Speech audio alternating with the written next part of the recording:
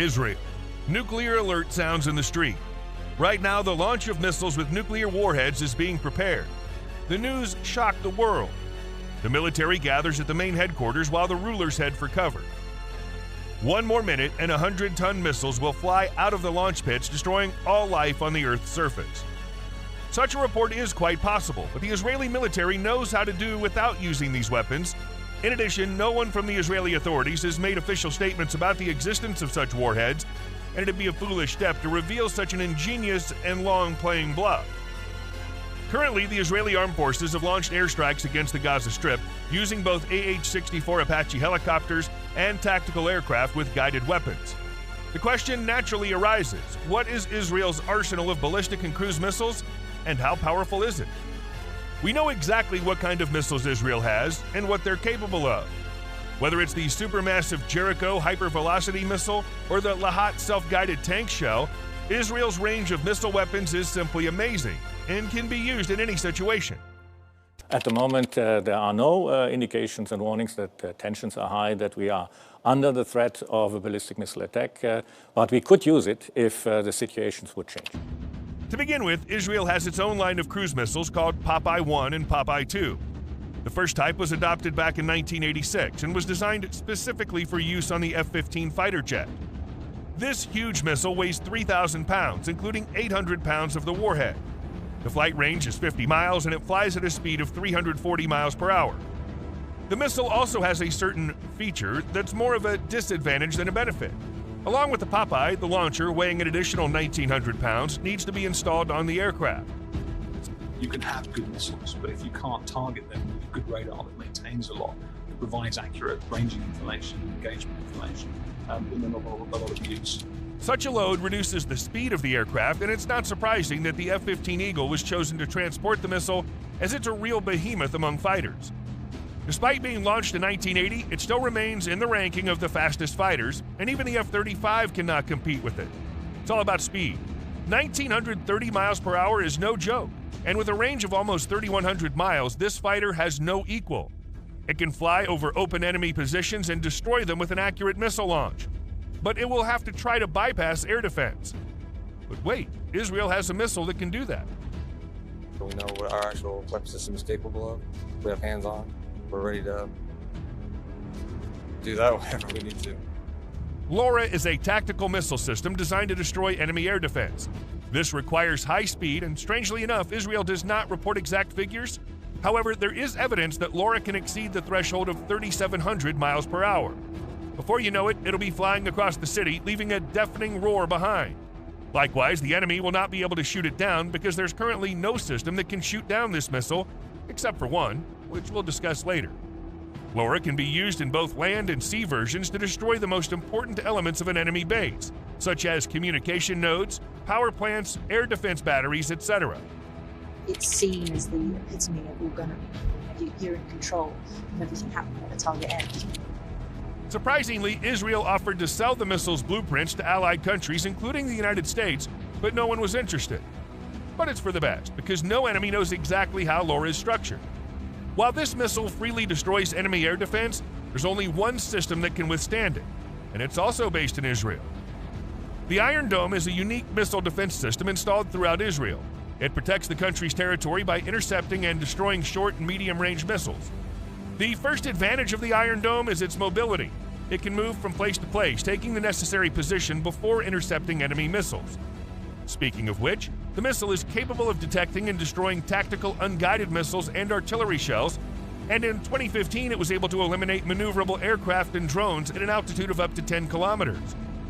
The Iron Dome is not a weapon, as its main task is to protect civilians from air threats. The system includes 3 launchers with 20 missiles each, which means that in the best case, one system can destroy 60 targets at once.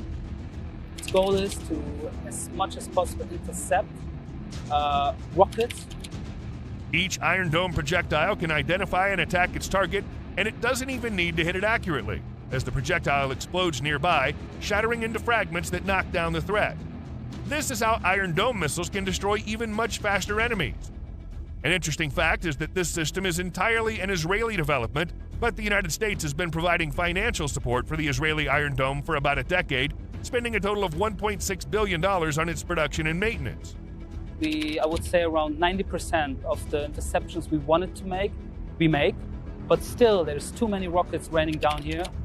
And if you thought that Israeli engineers armed only fighters, air defense systems, and other systems with cool missiles, you're wrong. They took it a step further and decided to put homing missiles even in Merkava tanks. Spoiler alert, it was a very successful idea. To summarize the Merkava tank itself, we can only say it's one of the best, if not the best tank in the world at this moment. It has incredibly strong armor consisting of several layers that protect against each type of ammunition. But the main feature is its 120mm cannon, which can fire Lahat missiles. This is a laser-guided anti-tank missile that's passed a huge series of fire tests and recently entered the stage of mass production. Initially, it was planned that the missile would be produced jointly by Israel and General Dynamics to sell the system to the United States. This plan has not yet materialized. The Lahat can be fired from 105mm, 120mm, and 125mm guns of main battle tanks, although the main emphasis was placed on firing from the Merkava. The main task of the missile is to destroy battle tanks and helicopters at a distance of 3 miles. The average speed is 918 feet per second, which is enough to bypass the active armor of tanks. In addition, Lahat can fly over the target and dive like a bird of prey, attacking the enemy's most vulnerable points. Only American Abrams have similar shells at this moment, but even they don't reach the power of Lahat. To destroy a Merkava with such weapons, the enemy needs to use better weapons. In the worst-case scenario, the enemy will need ballistic missiles. There will be a worthy response to them. The Arrow 3 is Israel's most powerful weapon in the fight against air threats. It serves to destroy intercontinental ballistic missiles in the air. This means that the Arrow 3 is capable of shooting down even missiles that are in space. Moreover, the system's capable of destroying even artificial Earth satellites. It was an exceedingly successful test against new kind of threats. And for the first time, I became confident that the Arrow system will be able to intercept any kind of Shihab or other Iranian missile coming from far away. The system's capable of intercepting ballistic missiles outside the atmosphere with a range of 250 to 1,250 miles, and in the latest version, this figure is increased to 3,400 miles. The Arrow 3 system can detect and track up to 12 targets simultaneously and can also guide up to 2 anti-missiles, capable of reaching a speed of 5,600 miles per hour at one of them. The range of the Arrow 3 radar is so great that the deployed batteries in the center of Israel provide coverage of 85% of the country's territory. Moreover, the missile doesn't even need a warhead to destroy the target. Due to its enormous speed, it uses kinetic energy, i.e., it simply crashes into the target, breaking it apart. Knowing that Israel possesses such powerful weapons, the enemy should think twice before engaging in combat. And even if the battle begins, the enemy will immediately experience the full power of Israeli missile weapons. These missiles combine high-speed, maneuverability, and long-range capabilities to address emerging threats. Lockheed Martin, a leading defense contractor, has been at the forefront of hypersonic technology development for over 60 years. They're partnering with various organizations including DARPA, the U.S. Air Force, the U.S. Army, and the U.S. Navy to transition hypersonic concepts into operational reality. But in reality, it's a weapon of war designed to destroy an enemy's capacity to fight. The U.S. military is focusing on 2 types of hypersonic missiles. The first one is hypersonic glide vehicles. These are released from a rocket booster and can glide towards their target at speeds of Mach 5 or above. They're highly maneuverable, making them difficult to track and intercept. The second one is hypersonic cruise missiles. They can travel at speeds of Mach 5 or higher. Missiles provide increased accuracy and shorter flight times, enhancing their effectiveness in deterrence and strike missions. Lockheed Martin is actively involved in the development of several hypersonic weapon systems. The first is Air-Launched Rapid Response Weapon. This program aims to develop air-to-ground hypersonic strike capabilities for the U.S. Air Force by combining critical high-speed flight technologies. One more system is Conventional Prompt Strike, a hypersonic boost glide missile development and test program that aims to provide longer range, shorter flight times, and high survivability against enemy defenses. The last one is Long-Range Hypersonic Weapon. It's a ground-launched hypersonic missile intended to leverage common hypersonic glide bodies. It's designed to be ultra-fast, maneuverable, and capable of launching from ground-mobile platforms. Too late. So it's a real conundrum for an air defense site. The development of hypersonic technology presents various engineering challenges, including heat management, innovative materials, maneuverability, accuracy, and communication. Lockheed Martin has established digital factories for hypersonic production and is collaborating with universities to train future hypersonics professionals. Overall, the United States is putting significant emphasis on hypersonic missile development to ensure its readiness and capability to address evolving threats. The integration of hypersonic capabilities into various military platforms, such as the USS Zumwalt class of destroyers, demonstrates the commitment to maintaining a technological edge in national defense. The Zumwalt class is a technologically advanced U.S. military vessel designed for multi-mission capabilities. It features advanced stealth technology, powerful weaponry, and enhanced sensors, making it a highly capable platform for naval operations. Like that, I don't know if they'll go dark or not, but the point is you can use all this power in the ship and adjust it to different areas where you might want to use it. The long-range hypersonic weapon represents a formidable addition to the arsenal of surface-to-surface hypersonic weaponry. Its impressive specifications include a length of 36 feet, a diameter of around 2 feet, and a substantial weight of roughly 16,300 pounds. What truly sets the LRHW apart is its staggering speed of Mach 17, making it an incredibly swift and elusive weapon. In terms of its firing range, the missile boasts an impressive reported range of over 1,725 miles, putting it in the category of long-range precision weapons. It allows to engage targets located thousands of miles away, rendering it a potent tool for military operations in far-reaching areas, with a particular focus on potential conflicts in the Indo-Pacific region. The decision to launch it, then it might be a significant amount of time before it hits its target. You might want to change your mind, but with most cruise missiles these days, you don't have that option. Equipped with the capability to carry a low-yield nuclear warhead, the LRHW exhibits its versatility as a weapons system. Its launch platform is land-based and utilizes a truck launch system, enhancing its mobility and adaptability in various operational scenarios. This flexibility ensures that the LRHW can be rapidly deployed and employed as needed. Overall, this weapon serves as a testament to the advancements in hypersonic technology, which are successfully used not only on land but also at sea. So the conventional prompt strike represents an integrated hypersonic weapon system designed for precision and agility in military operations. Its launch platforms extend to surface ships and submarines, ensuring its adaptability across diverse operational environments. The CPS possesses the remarkable capability of achieving speeds exceeding Mach 5, emphasizing its precision strike potential. It's tuned to deliver accurate and devastating strikes against designated targets. One of the key strengths of this system lies in its rapid response capability, allowing the United States to swiftly address emerging threats. This agility is a critical asset in contemporary warfare, where timely responses can make all the difference in securing national interests and maintaining security. Long-range missile designed to hit static targets that are very deeply fortified and high-value targets. Moreover, the weapon holds the intriguing potential to be employed in nuclear conflict scenarios.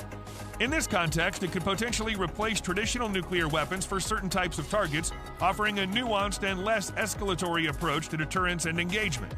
The system embodies the United States' commitment to cutting-edge military technology and its emphasis on precision, rapid response, and flexibility in addressing both conventional and potential nuclear conflict scenarios, especially in such a tense time when the main enemy also has a rather threatening arsenal. The DFZF, developed by China, is a rocket-boosted hypersonic glide vehicle. This cutting-edge system is characterized by its remarkable speed, with estimated velocities ranging between Mach 5 and Mach 10. The primary application of the DFZF is to bolster China's long-range strike capabilities.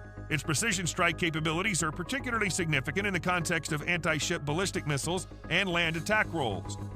This technology empowers China to engage in highly accurate and effective military operations, enhancing its overall strategic posture and influence in the global landscape. Blow up the target, and that means it can go through between 2 and 4 meters of concrete. Another participant in the conflict is the Avangard, developed by Russia.